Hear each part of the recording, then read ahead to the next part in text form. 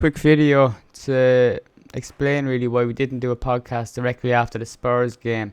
We usually do two podcasts a week. This week we're just doing one on Thursday because with football returning, I thought that to assess the game and to assess the players' performance after one game and after such a big long break, it wouldn't make much sense. A lot of the reactions I see on social media were quite knee-jerk. That's not to say I don't agree with some of the stuff that was said about David De Gea because he just hasn't had a good season. But I wanted to do a podcast after watching the game against Sheffield tonight and to kind of use the two games is to give us a better idea of where the players currently are without passing ill-advised judgment on those players. I think obviously you look at some YouTube channels, either some of the fan channels, this is how they make their name with reactionary commentary on fan cams and people saying crazy things, which sometimes seems to be rehearsed. A lot of it, but a lot of it's knee jerk too, and I don't think that's healthy. I think you get enough of that on social media. So when we try to review games, we might give it a few days in between to get a proper really get our head around the game. To not to be kind of slagging off players, which a lot of people can do after a game, and I understand that. I do it myself. When you're at a match and you're angry, you kind of lose it a small bit. But when we try and do our podcast, we try and do it more calculated, and that's the reason for that. But going into the game, I'll give a quick review for our Patreons. Manchester United kick off at 6 o'clock against Sheffield United. It's the first game back at Old Trafford. The first game in this series of fixtures at Old Trafford, which we played behind closed doors. We don't know how long it's going to be until fans are allowed back into the stadium. The sooner the better. But saying that, not necessarily sooner the better, because it also depends on where we are in this pandemic, and if numbers start to go down, maybe then restrictions will be lifted too. Time will tell. As for United going into this game, Sheffield haven't had the greatest of comebacks really since the season's come back. They've had two games. They failed to score, although controversially they had a goal against Villa ruled out. VAR didn't even interfere, although the ball certainly crossed the line. There can be no doubts about that. But tonight they're without Dean Henderson, and I'm sure we'll get into it on the podcast this week, but Dean Henderson's been popping up a lot on the blog. You get other content there. We cover news daily and of course opinion as well, but Dean Henderson is probably one of the most outstanding goalkeepers in the Premier League this season, and with David De Gea having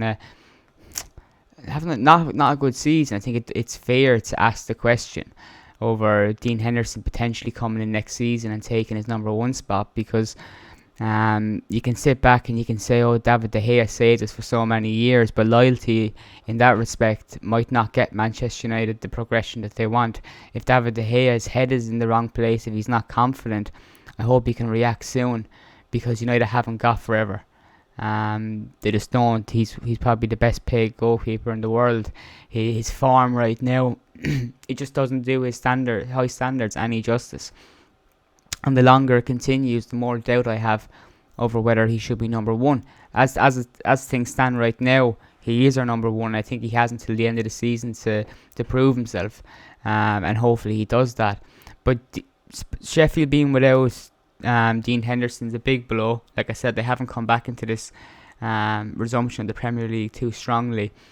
And I think they're there for the taking tonight. There's no such thing as home advantage when the fans aren't at the stadium. I think that point has been made by many in the media already.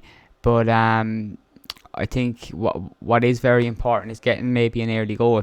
I know Spurs took the lead against United on Friday night and weren't able to hold on to it, but I think that's a lot also to do with Mourinho's tactics. If you can get an early goal and you can take advantage of that and you not get another one without fan support, without an away following in the stadium, that team will find it very hard to bounce back. It's an eerie atmosphere. Instead, on television we get to hear the fake kind of chants, and it's probably taken FIFA or something, I'm not too sure.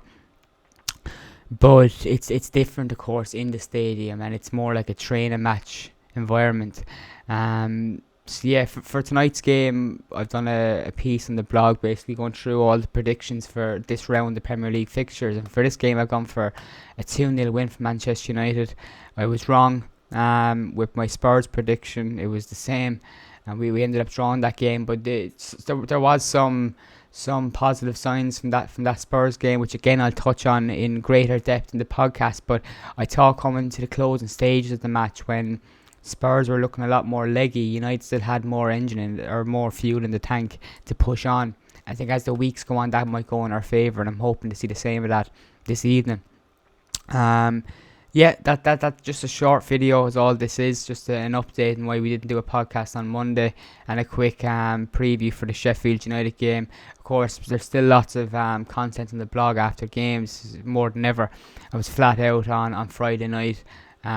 We got over 27 articles published in the blog that day, which for the game, a lot of it focused on it. So that's the kind of stuff you can expect again tonight and into the early hours of Thursday morning. It's really been lots of match analysis and what people are saying, television quotes and takes, and we had a bit of fun on Friday night with Roy Keane, of course, swinging punches at David De Gea. But hopefully there won't be any more of that tonight, and David De Gea has a good performance, because if it's a matter of confidence, he needs it. And some calls for Solskjaer to maybe drop him as a result of his form. I don't think that's the right decision at all. We've 8 games or so left this season. Stick with him. He's not that bad. He still saves us in games, even against Spurs.